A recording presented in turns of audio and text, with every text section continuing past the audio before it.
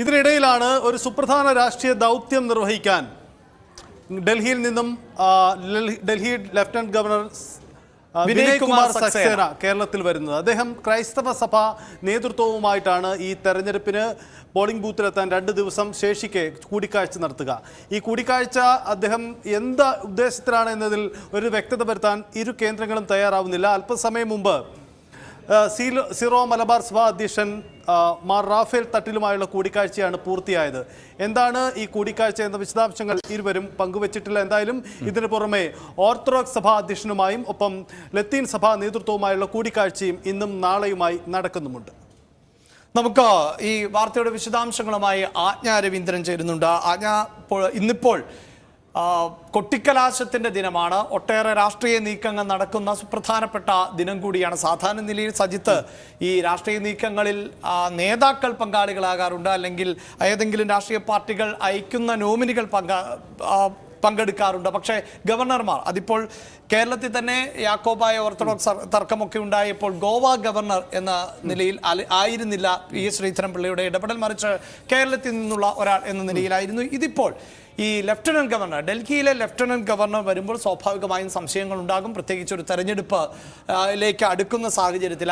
എന്ത് തരത്തിലുള്ള കൂടിക്കാഴ്ചകൾ, സന്ദർശനമായിരുന്നു എന്ന സൂചനകൾ നമുക്ക് ലഭിക്കുന്നുണ്ടോ? അഭിലാഷ്, സൂചനകൾ അനുസരിച്ച് ഈ തെരഞ്ഞെടുപ്പിന്റെ അവസാന ഘട്ടത്തിൽ എത്തി നിൽക്കുമ്പോൾ ഒരു പക്ഷേ ക്രൈസ്തവ സഭകളെ അനുനയിപ്പിക്കാനുള്ള നീക്കം BJPയുടെ ഭാഗത്തു നിന്ന് ഉണ്ടായിക്കൊണ്ടേയിരിക്കുന്നു എന്നാണ് മനസ്സിലാക്കുന്നത്. അതുകൊണ്ട് തന്നെ ഈ ഒരു സാഹചര്യത്തിൽ കൂടുതൽ, പ്രത്യേകിച്ച് മണിപ്പൂർ വിഷയത്തിലും അല്ലെങ്കിൽ മറ്റു സംസ്ഥാനങ്ങളിൽ BJP ക്രൈസ്തവ സഭകളോട് കാണിക്കുന്ന വേറുപത്യവും ഒക്കെ കണക്കിലെടുത്ത് ഇവിടെ കേരളത്തിൽ ആ ഒരു സാധ്യതയ്ക്ക് അങ്ങനെ ഒരു സാഹചര്യം കുറച്ചുകൂടി ഒന്ന് മയപ്പെടുത്താൻ വേണ്ടിയായിരിക്കും BJP ഇങ്ങനൊരു നിലപാടുമായി മുന്നോട്ട് ഇറങ്ങിയിരിക്കുന്നതെന്നാണ് തോന്നുന്നത്. അങ്ങനെയുള്ള സൂചനകളാണ് നമുക്ക് ലഭിക്കുന്നത്. എന്തായാലും ഡൽഹി ലഫ്റ്റനന്റ് ഗവർണർ വിനയ് കുമാർ സക്സേനയാണ് സീറോ മലബാർ സഭ അധ്യക്ഷൻ റാഫേൽ തട്ടിലുമായി കൂടിക്കാഴ്ച നടത്തുക. കേരളത്തിലെ മറ്റ് സഭാ അധ്യക്ഷന്മാരുമായും, പ്രത്യേകിച്ചും ഓർത്തഡോക്സ് സഭ, ബിലീവേഴ്സ് തുടങ്ങിയ സഭകളുമായിട്ടും, ബിലീവേഴ്സ് ചർച്ച് തുടങ്ങിയ സഭകളും അധ്യക്ഷന്മാരെയും കാണും, ഇന്നും നാളെയും കാണുമെന്നാണ് അറിയുന്നത്. എന്തൊക്കെ ആയിരുന്നാലും ഈ ഒരു സാഹചര്യത്തിൽ, പ്രത്യേകിച്ചും കേരളത്തിലെ നിലവിലത്തെ സാഹചര്യം അനുസരിച്ച് ക്രൈസ്തവ സഭകളെ കുറച്ചൊന്ന് അനുനയിപ്പിക്കാനുള്ള നീക്കം എല്ലാ ഭാഗത്തു നിന്നും BJPയുടെ വിവിധ ഭാഗങ്ങളിൽ നിന്നും നടക്കുന്നുണ്ട്. എന്നിരുന്നാൽ പോലും ഇങ്ങനെ ഔദ്യോഗിക പദവി വഹിക്കുന്ന ഒരാൾ ഇതിലേക്ക് വന്നു എന്നുള്ളത് കുറച്ചുകൂടി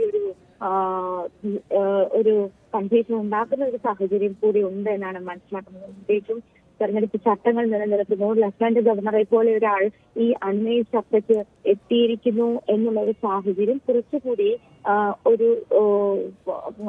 അതിൽ വ്യക്തത വരാനുണ്ട് ഇനി എന്നാണ് മനസ്സിലാക്കുന്നത്. തീർച്ചയായും തെരഞ്ഞെടുപ്പ് സമയമാണ്. കേരളം മറ്റന്നാൾ പോളിംഗ് ബൂത്തിലേക്ക് എത്താനിരിക്കെയാണ് ഡൽഹിയിലെ ലഫ്റ്റനന്റ് ഗവർണർ എത്തുന്നത്. സജിത്ത്, ഈ മാർപ്പാപ്പ ഇന്ത്യയിലേക്ക് വരും എന്ന തരത്തിലുള്ള പ്രതികരണങ്ങൾ കൊണ്ടുവരുമെന്ന തരത്തിൽ പ്രധാനമന്ത്രിയുടെ ഭാഗത്തു നിന്നുള്ള പ്രതികരണങ്ങൾ, പക്ഷേ അപ്പോഴും എപ്പോഴാണ് വരിക എന്നത് സംബന്ധിച്ചൊന്നും വ്യക്തതയില്ല. അക്കാര്യം കഴിഞ്ഞ ദിവസങ്ങളിലടക്കം സഭാ പ്രതിനിധികൾ സൂചിപ്പിച്ചതാണ്. തെരഞ്ഞെടുപ്പിൽ സഭകൾ അവരുടെ നിലപാടുകൾ വ്യക്തമാക്കുന്നുണ്ട്. എന്നാൽ പഴയതുപോലെ അകറ്റി നിർത്തുന്ന ഒരു സമീപനം, BJP അകറ്റി നിർത്തുന്ന സമീപനം ഇപ്പോൾ സഭാ നേതൃത്വങ്ങൾക്ക് ഇല്ല. ഇതിനിടയിലാണ് ഡൽഹി ലഫ്റ്റനന്റ് ഗവർണർ എത്തുന്നത്. സ്വാഭാവികമായും അദ്ദേഹത്തിന് കൂടിക്കാഴ്ചകൾ നടത്തുന്നതിനൊന്നും പ്രശ്നങ്ങളൊന്നുമില്ല. അത് മറ്റു പല കാര്യങ്ങൾക്ക് വേണ്ടി, മറ്റു വിഷയങ്ങൾ ചർച്ച ചെയ്യാൻ, ഏതെങ്കിലും ചടങ്ങിലേക്ക് ക്ഷണിക്കാൻ, അതൊന്നുമില്ല എങ്കിൽ സൗഹൃദത്തിൻ്റെ പേരിലൊക്കെ കൂടിക്കാഴ്ച നടത്താൻ ഉള്ള അധികാരം അദ്ദേഹത്തിനുണ്ട്, സ്വാതന്ത്ര്യമുണ്ട്. അതിന് തെരഞ്ഞെടുപ്പ് എന്നതൊന്നും ഒരു തടസ്സമായി നമുക്ക് കണക്കാക്കാൻ പറ്റില്ല. പക്ഷേ ഈ തെരഞ്ഞെടുപ്പ് ഘട്ടത്തിൽ എത്തുമ്പോൾ സ്വാഭാവികമായും അതിന് രാഷ്ട്രീയമായ മാനങ്ങൾ കൂടി ഉണ്ടാകും എന്നതും ഉറപ്പാണ്. എന്തായാലും സഭാ നേതൃത്വമാണ് ഈ കൂടിക്കാഴ്ച എന്തായിരുന്നു എന്ന് സംബന്ധിച്ച ഒരു പ്രതികരണം നടത്തുന്നത്. ഒരുപക്ഷെ രാഷ്ട്രീയം പറഞ്ഞില്ലെങ്കിൽ കൂടിയും സൗഹൃദം പങ്കിടുന്നതിന് പിന്നിലും ഒരു രാഷ്ട്രീയമുണ്ട് എന്ന വ്യാഖ്യാനങ്ങൾ തീർച്ചയായും ഈ തെരഞ്ഞെടുപ്പ് പശ്ചാത്തലത്തിൽ ഉയർന്നു വരികയും ചെയ്യും.